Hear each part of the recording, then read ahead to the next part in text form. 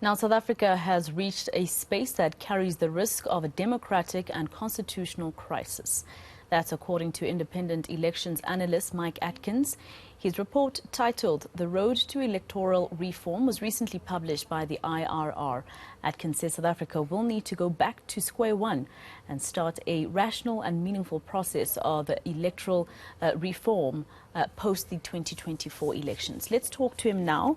Thank you very much, Mr. Atkins, for your time here on eNCA. I just want to ask you, of course, about this electoral amendment bill that is expected to have us ready by 2024. What do you think of it?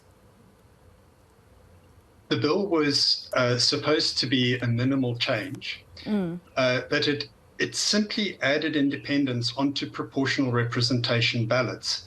And that's basically a contradiction in terms.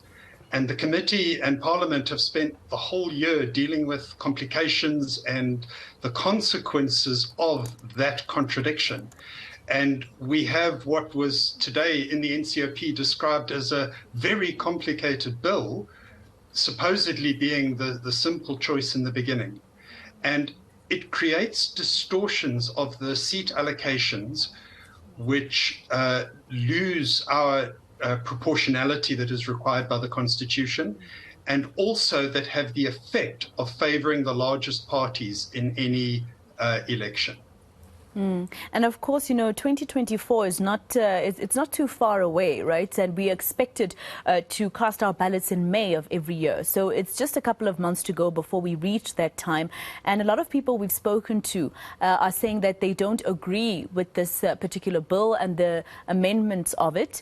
Now, if it means that it is passed in Parliament, and the Minister of Home Affairs, Dr. Aaron Motsoaledi, saying that they are willing to listen to the people if they want to take it back to the Constitution Court, wouldn't that mean that we don't have enough time and we could see South Africans not voting in 2024 if this contentious matter is not dealt with? 2024 is definitely a problem. The timelines are already in jeopardy, but I think the scenario of not holding an election is the one thing that won't happen. As things stand, if the constitutional claims about this bill are correct, that many are making, then it will not be possible to hold a fully constitutionally compliant election in 2024, but there must be an election. So if this goes to the Constitutional Court, the court will have the terrible task of making decisions as to what form of unconstitutionality they can condone, which will have the least effect on fairness of elections, which is obviously critical to any democracy. So in terms of your paper, you also discuss in your paper or your report how political parties and officials within government, even Parliament, we're not talking about only the ruling party, right, because decisions are made in Parliament in terms of our bills and regulations, etc. You mentioned there how they are also partly to blame for where we find ourselves now having to change our electoral bill. Just explain to us further. I mean, I can discuss that with you, but what are your thoughts in terms of their role and where we find ourselves today? Essentially, the court in 2020 gave Parliament 2 years to rectify the problems that individuals can't stand. And there were some immediate meetings and investigations and presentations in 2020. And then for several months, very little happened. Eventually, the minister created the Ministerial Advisory Committee. And in February, March 2021, the Home Affairs Committee agreed that the executive, the minister and cabinet would carry the process forward. Now, that delay of 6 months, where the only thing that happened was some investigations by the Department of Home Affairs on electoral systems, that delay is the primary problem, that the committee did not say to the minister, where is this bill? We need to get started. And in fact, in August 2020, the committee was presented a timeline to comply with the court ruling.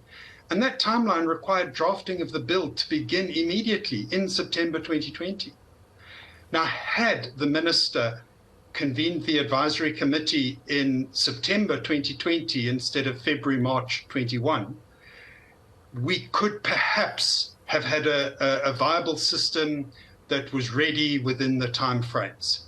But it was that time period, even after the MAC reported in June 2021, it took 4 months before the minister again commissioned the drafting of the bill. So it's, in a sense, Parliament is responsible by leaving it up to the minister.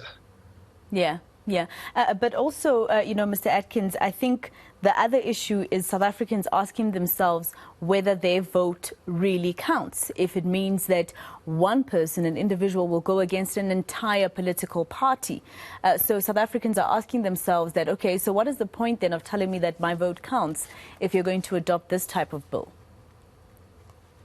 That's correct. If, for example, in a provincial legislature, you take the Gauteng provincial legislature, a well-known figure were to stand as an independent candidate, and if that person were to gain, let's say, 110,000 votes, which is twice as many as are needed to gain a seat in the Gauteng provincial legislature, then you look at each vote cast for that candidate. Only half of that vote actually contributed to their candidate getting elected. But because the rest of the votes are discarded, the effect in the seat allocation is that the largest party benefits from the excess or discarded votes. Or you could look at it that a fraction of each vote cast is actually contributing to the largest party gaining additional seats. So the Electoral Amendment Bill was passed in Parliament. Where does this put us then, Mr. Atkins? Do you mention this in your report? Where does it put us as the electorate for 2024? Right, yes, it is discussed, and where we stand and where it goes is discussed in the report. It is currently before the National Council of Provinces, who have a period of written submissions that closes today. Yeah. The committee, the select committee, will debate this. If they make any changes, then they will have to send it back to the National Assembly to approve those changes, which itself creates the potential for delays. It is expected, if there are no changes, to be passed by the end of November, which would give the President about 10 days to sign the bill to meet the court deadline. So there is some speculation that the President may ask for a short delay.